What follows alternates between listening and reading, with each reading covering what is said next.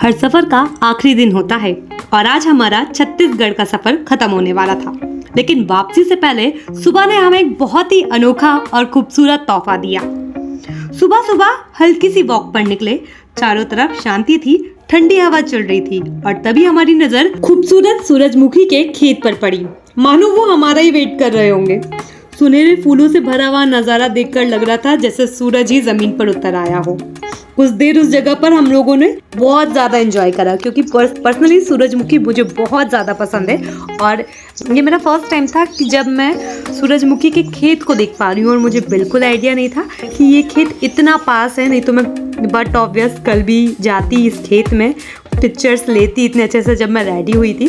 और रितेश ही हम लोग को यहाँ पे लेके आया था और यहाँ पर हम लोग देखकर ही इतना खुश हो गए थे। मतलब वो एक्साइटमेंट तो कैप्चर नहीं कर पाई हूँ मैं, पर मुझे इतना अच्छा लग रहा था। फिर बारी बारी से हम लोगों ने फ़ोटो क्लिक कराई। यहाँ पे हम लोग एक दूसरे को कुछ पोजेस बता रहे थे, कुछ खुद से हम क्रिएट कर रहे थे और मुझे पर्सनली ऐसा फील हो रहा था कि जितना खुश मैं सूरजमुखी को देख के हूँ उतना ही खुश वो भी मुझे देख कर थे शायद से।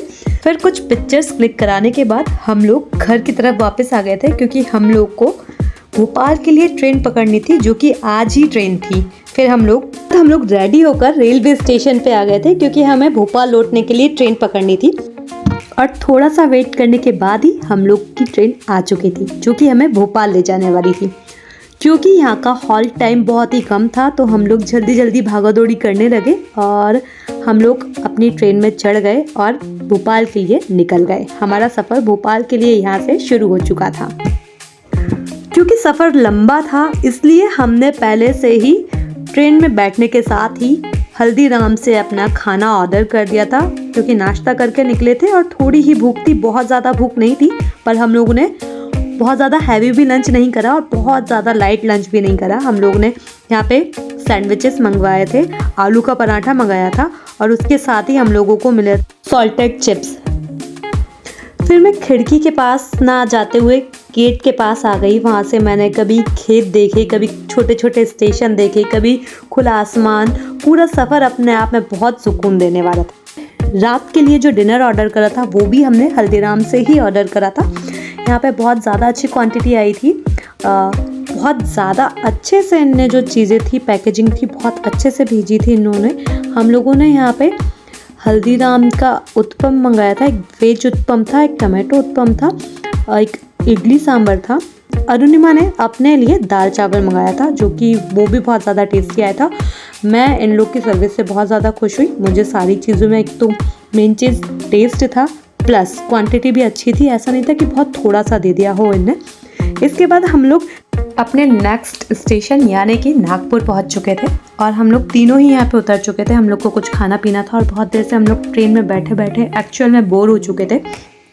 तो स्टेशन के आते ही हम तीनों जल्दी से नीचे उतर गए और यहाँ पे हम लोग बटर मिल्क लेके पीने लगे।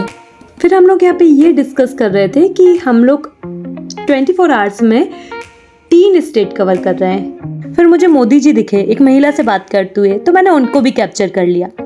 उसके बाद ट्रेन वापस चल दी और हम लोग वापस ट्रेन में बैठ गए। मैं एक अंकल के पास जाके उनको थोड़ा सा ज्ञान देने लगी। धीरे धीरे घंटों का सफर तय करते हुए आखिरकार हम भोपाल पहुंच गए।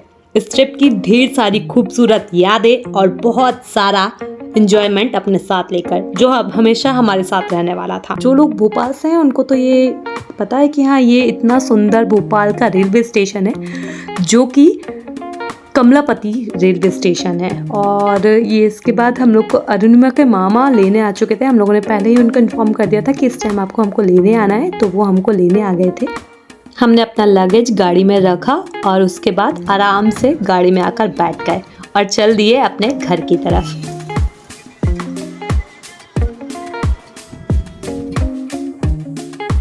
और सबसे पहले मुझको ड्रॉप करा और इसी के साथ ये ब्लॉग और ये जर्नी यही ख़त्म होती है। ये ब्लॉग आपको कैसा लगा मुझे कमेंट करके ज़रूर बताइएगा। यदि आपको ये पसंद आता है तो इसको लाइक, शेयर और मेरे चैनल को सब्सक्राइब ज़रूर करिएगा। Thank you for watching. Radhe Radhe.